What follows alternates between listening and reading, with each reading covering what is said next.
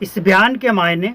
और इसके बाद एक और खबर जो बिहार के लिए है, वो बिहार के लोगों को जरूर देखना चाहिए, समझना चाहिए कि आखिर इसका प्रभाव क्या पड़ने वाला है बिहार के अंदर। में हम लोग रेलवे के अधिकारी को बुलाए थे, एयरपोर्ट के डायरेक्टर आए थे, सीमा सड़क के एसएसबी के जो है आईजी आए हुए थे, और हमारे विभाग के सभी पदाधिकारी थे। हम लोग जो हमारा चेक पोस्ट है, 5 बड़ा चेक पोस्ट, वहाँ पे हम लोग जो है सो सख्ती बरतने जा रहे हैं, जिससे कि बाहर से जितने विदेशी शराब आते हैं उस पर हम लोग रोक लगाने का पहला हम लोग उसी को प्राथमिकता दे रहे हैं। उसके अलावा सभी जगह पर नए सिरे से हम लोग पूरे तेजी से छापामारी का व्यवस्था कर रहे हैं, और कोई बड़ा स्कैनर का भी हम लोग इंतजाम कर रहे हैं कि अगर उधर से कोई भी विदेशी शराब लेकर के गुजरेगा तो उसमें जो है वह दिखाई देगा, जिससे कि हम लोग उसको तुरंत उस पर कार्रवाई करेंगे। साथ ही साथ जो भी विदेशी शराब आता है तो उसके कंपनी के मालिक पर हम लोग यहाँ एफआईआर करेंगे, और एफआईआर करके फिर यहाँ से जाकर के पदाधिकारी उनको गिरफ्तार करेगी। और जो आय से अधिक संपत्ति जमा किए हैं या जो मामले किन्हीं पर चल रहा है लगातार, उसमें स्पेडी ट्रायल का भी हम लोग व्यवस्था किए हैं। तो हम लोग नए सिरे से फिर से हम लोग मद्य निषेध को बहुत ही पूरे जो पूर्ण शराबबंदी है उसको 100% लागू करने के लिए जितनी भी ताकत होगी विभाग स्तर पर हम लोग उसको लगा। अब ये जो कह रहे हैं बिहार के जेडीयू, जो नीतीश कुमार की पार्टी है, उस पार्टी के एमएलए हैं, और बिहार के मद्य निषेध शराबबंदी जो कानून बना है ना, उस विभाग के मंत्री यही हैं। तो जो मेन मुद्दा है इसको समझना थोड़ा जरूरी है। क्या कह रहे हैं ये? शराब कंपनी, मतलब जो शराब पकड़ा जाएगा बिहार के अंदर, उस शराब के कंपनी के ऊपर एफआईआर करेंगे। अब ये सुनकर आपको क्या लग रहा है? बिहार में जो शराब तस्कर है, 1 करोड़ का शराब लेकर आता है, उसको नहीं पकड़ पा रहे हैं, और दूसरे राज्य से जो शराब की कंपनियां शराब बेच दी। अब भाई, इस कंपनी को इससे क्या मतलब है? आप कोई भी प्रोडक्ट बना रहे हैं, खरीदने वाला आपके पास आया, आप उसको बेच दिए। अब उसका इस्तेमाल वो कहाँ करेगा, ये जिम्मेवारी कंपनी की है। इसका कंपनी जिम्मेवारी लेगी, ये कंपनी के ऊपर एफआईआर करेंगे, कंपनी से केस लड़ेंगे ये। मतलब मद्य निषेध मंत्री हैं, और इनका जो बयान है कमाल का बयान है, कमाल का इनका ज्ञान है।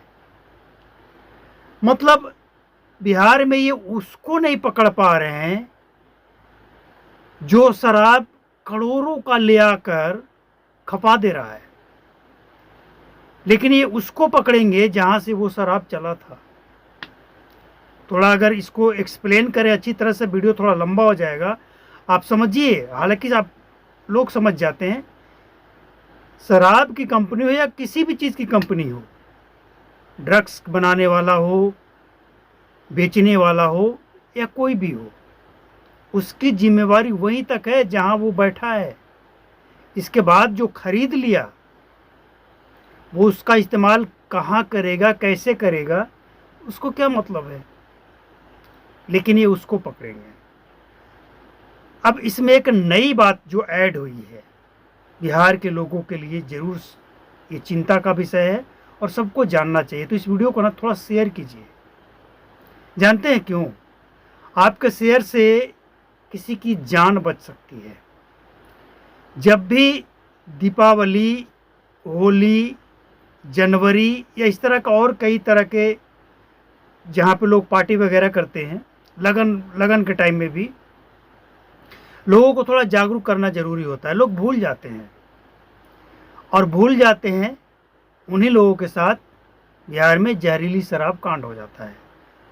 नई बात यह है और ख़तरनाक बात यह है कि बिहार में अब एंटी वेनम, समझ रहे हैं आप? नहीं समझे? एंटी वेनम का मतलब ये होता है कि जिसका इस्तेमाल जहरीले सांप हो, बिच्छू हो या कोई भी जानवर, कीट फतिंगा, कुछ भी जो जहरीला होता है, जिसमें जहर होता है, उस जहर को उतारने के लिए, ख़त्म करने के लिए एंटी वेनम दिया जाता है। अब बिहार में ये चीज़ पकड़ा गया है। हालांकि इसका सेवन करना सही नहीं है, करना नहीं चाहिए, क्योंकि जिसके शरीर में कोई जहर नहीं है।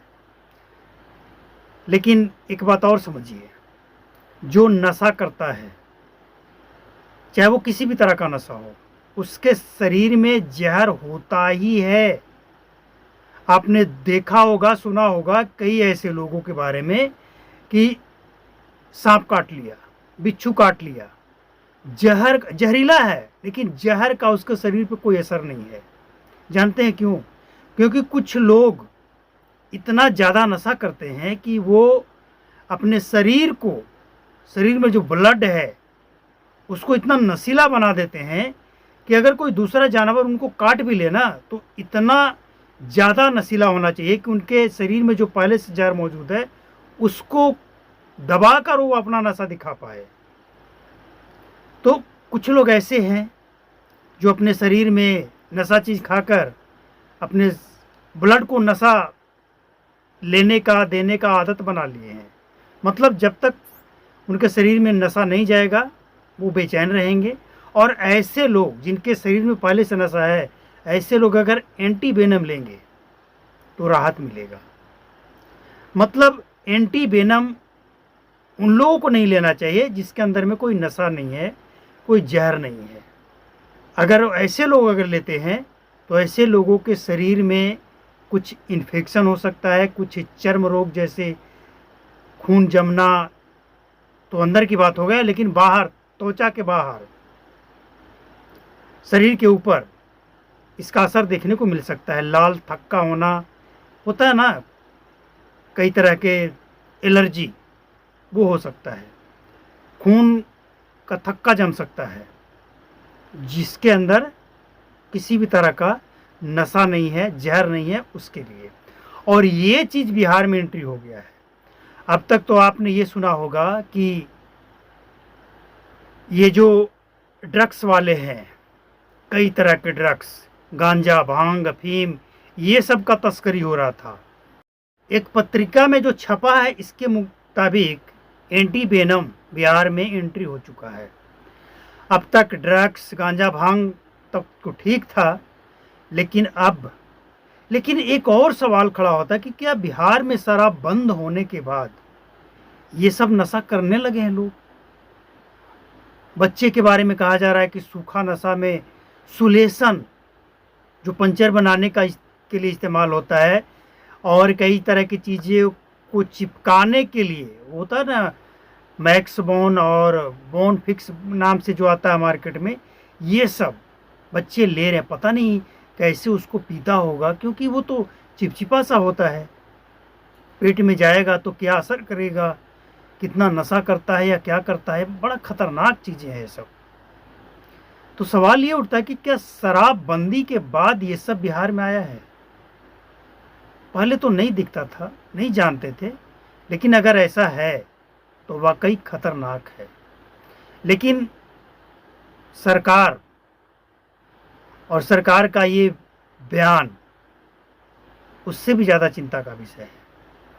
मतलब ये कि जो एक बिच्छू नहीं पकड़ सकते थे वो अब कोबरा को, नाग को पकड़ेंगे। थोड़ा अजीब नहीं लगता है कि जो बिच्छू नहीं पकड़ पाए वो अब नाग पकड़ेंगे? मतलब शराब तस्कर को नहीं पकड़ पाए, अब शराब बनाने वाले कंपनी के ऊपर एफआईआर करके ये केस लड़ेंगे। थोड़ा मजाक सा लगता है। लेकिन बिहार है, यहाँ कुछ भी हो सकता है। अभी मानसून सत्र आने वाला है, मतलब सब नेता जमा होते हैं ना पटना में, तो शराब का खेप पहुंचना शुरू हो चुका है, पकड़ा भी गया है 15 लाख का शराब, ब्रांडेड। तो जब ये सब नहीं रोक पा रहे हैं, उस कंपनी को रोक लेंगे ये। और उस राज्य की सरकार इनको केस लड़ने के लिए बुलाएगी, निमंत्रण देगी कि आइए मेरे राज्य में जो शराब की कंपनी है उसके साथ आप लड़िए। अरे भाई, शराब की कंपनी जिस राज्य में चलता है तो वहाँ पे सरकार को रेवेन्यू मिलता है, और सरकार, किसी भी राज्य की सरकार ये बर्दाश्त नहीं करेगी कि आप उस कंपनी से जाकर लड़ाई करें। आप अपने राज्यों में तो कंपनी बुला नहीं रहे हैं, और जिस राज्य में कंपनी है वहाँ जाकर, मतलब इनका जो बयान है थोड़ा सा अजीब लगा हमें, इसलिए हम ये दिखाना चाहते थे आपको। बाकी इनके बयान में ऐसा कुछ है नहीं, बात वही पुरानी है, लेकिन इतना तय है कि होना कुछ नहीं है। बस बिहार के लोगों को परेशान करना है, गरीबों को परेशान करना है शराबबंदी के नाम पे। बाकी मानसून सत्र हो या फिर शीतकालीन सत्र हो, बजट सत्र हो, कोई भी सत्र हो, इनके मंत्री नेता तो मौज मार ही रहे हैं, सबको पता ही है। ऐसे ही